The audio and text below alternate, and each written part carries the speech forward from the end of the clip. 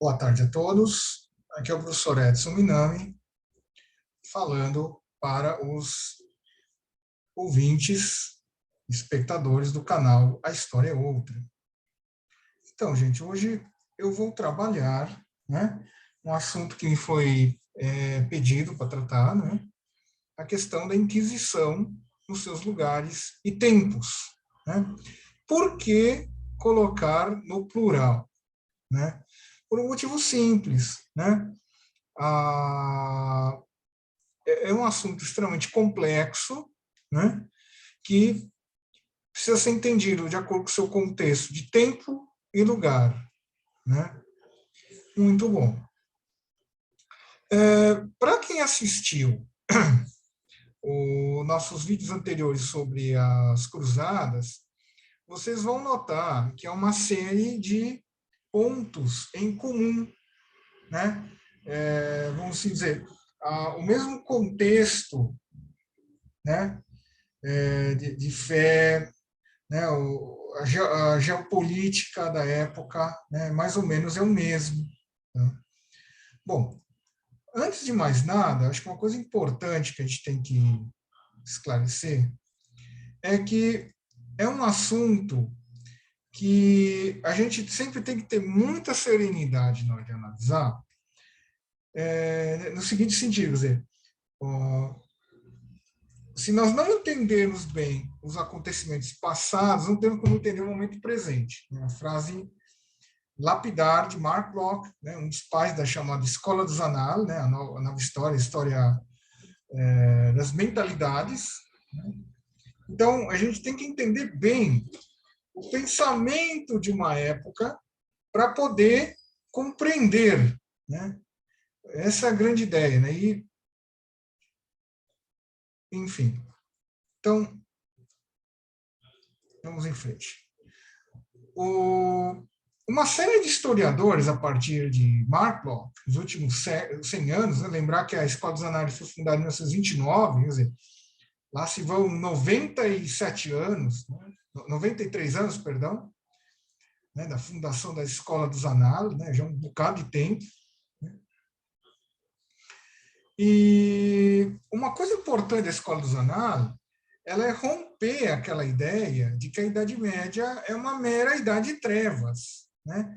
Aqui eu coloquei a citação de um outro historiador, né, da educação brasileiro, mas trabalhando sobre a história medieval, ele fala: a Idade Média foi mesmo uma idade de trevas, um lindo céu estrelado, né, de fundo. Né?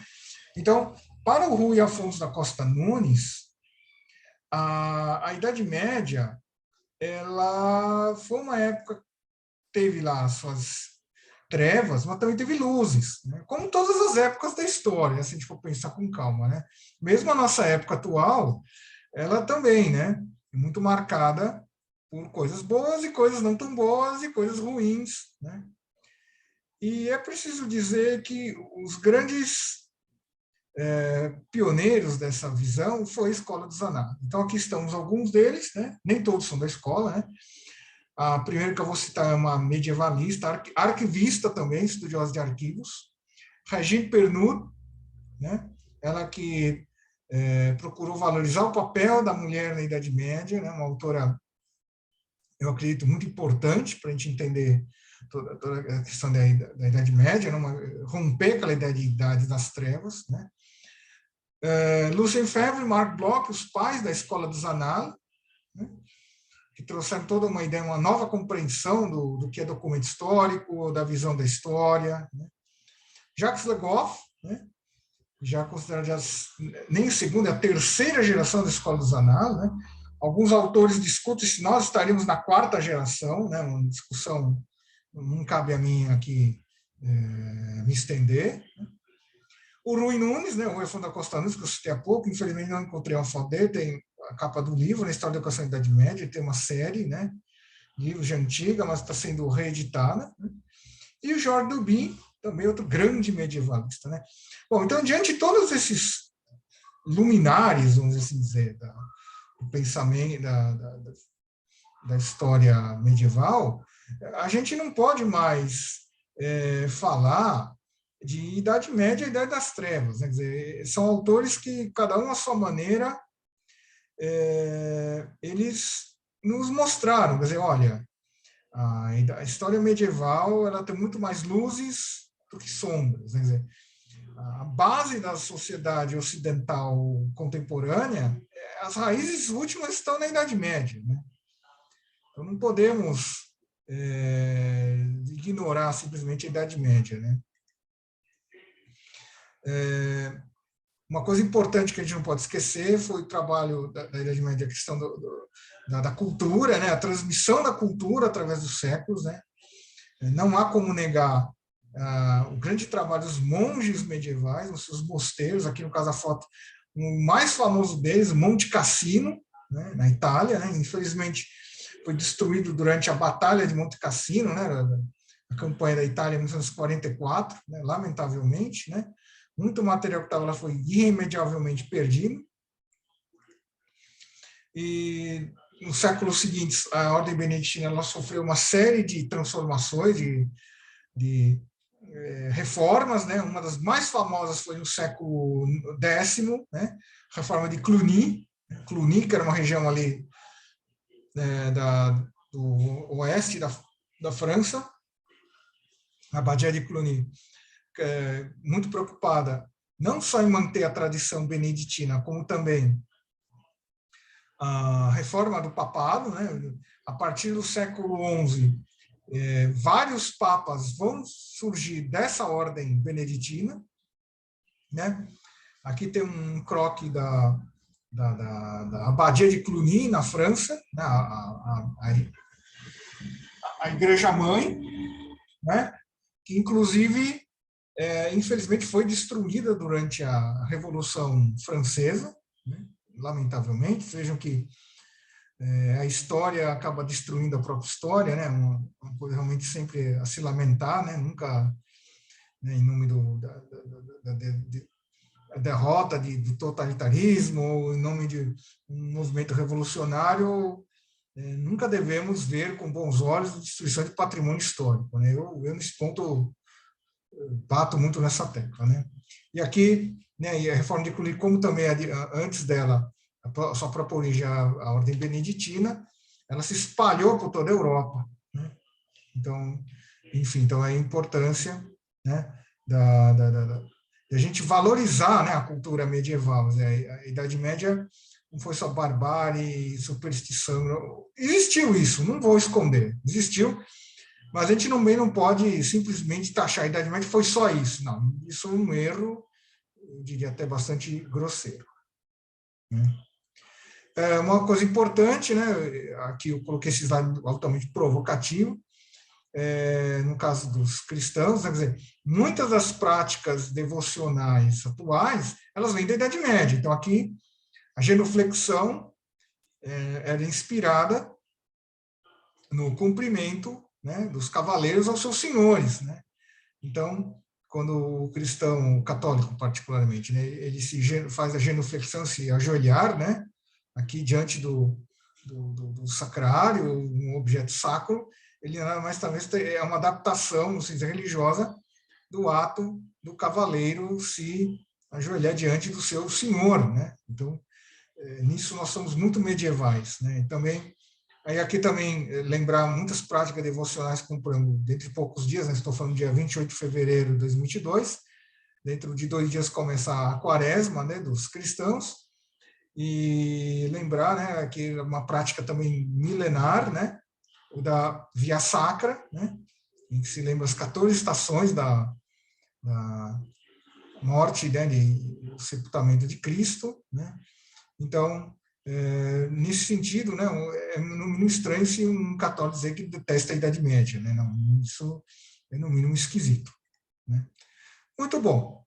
Então, isso aqui tudo estou repassando coisas que eu falei já na introdução dos vídeos sobre as cruzadas, só para ser bem rápido.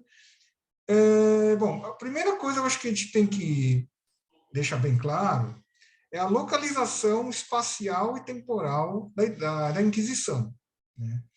Então, a Inquisição ela é dividida em 2 grandes períodos, né? Você tem a Inquisição medieval e a Inquisição moderna. Por isso que eu falei no primeiro introdutório de que nós temos que falar de inquisições, e não de apenas uma única inquisição. Tá? Então, a Inquisição, ela nos séculos 13 e 14, na Idade Média propriamente dita, ela surge em países como França, Itália e Alemanha, né, para combater as heresias dos cátaros, albigenses, bogomilos e os feiticeiros. Né. Uma coisa importante lembrar da Inquisição medieval é que ela foi surgindo, o seu desenvolvimento foi bem lento ao longo de séculos, né? Então, não é porque o homem medieval era muito religioso que não haviam heresias anteriores, você tinha, né?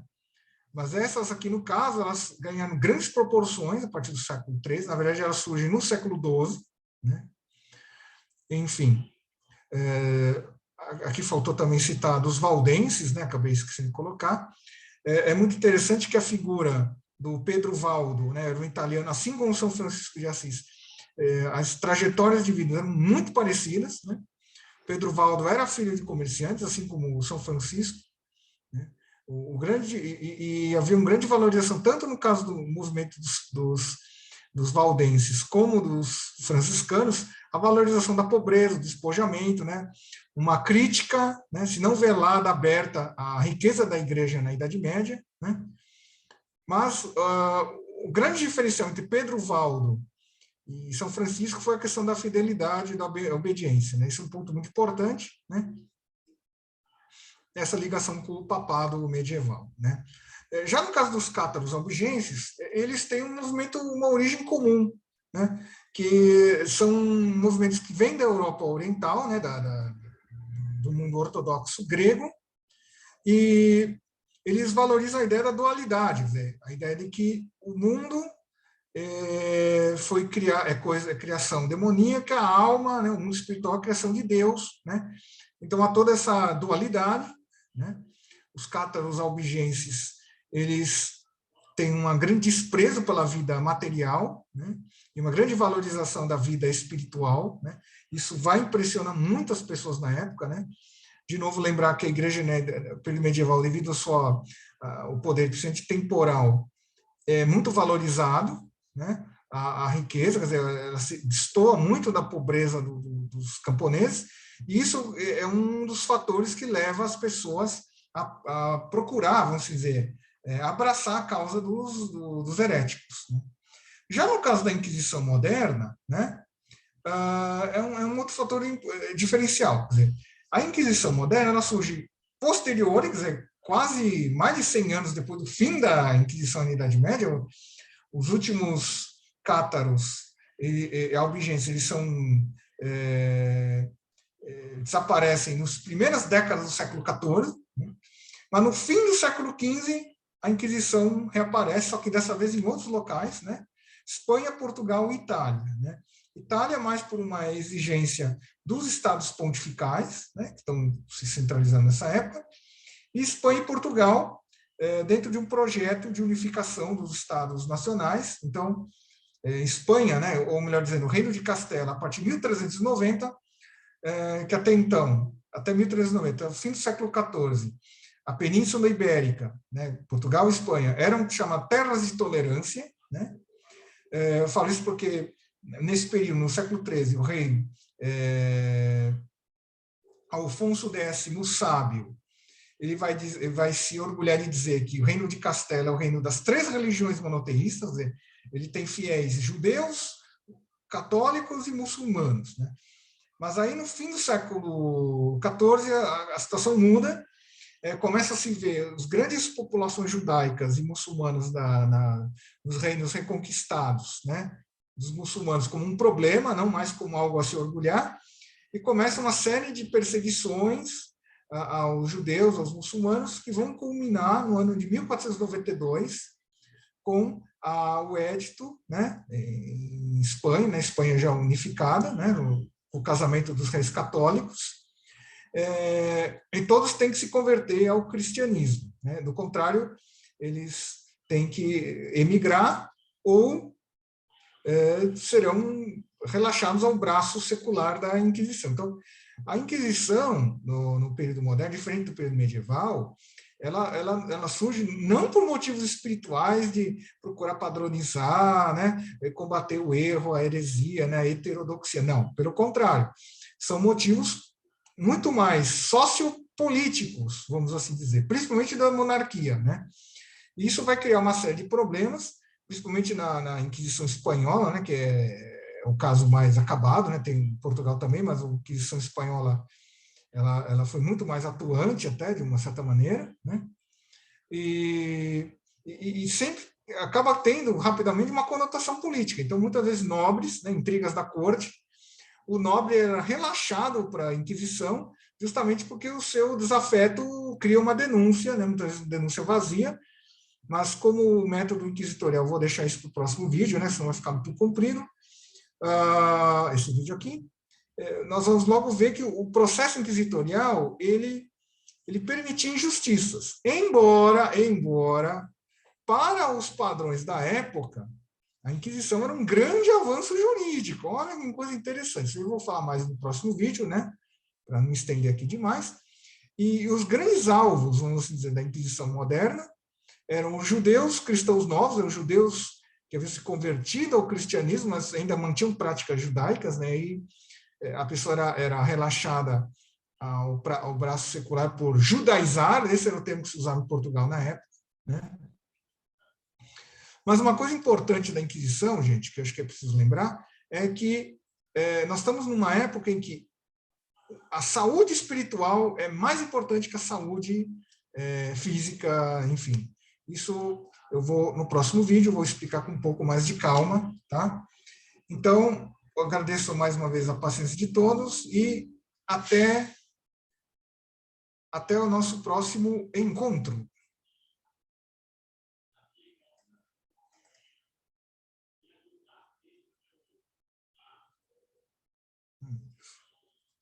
E aí?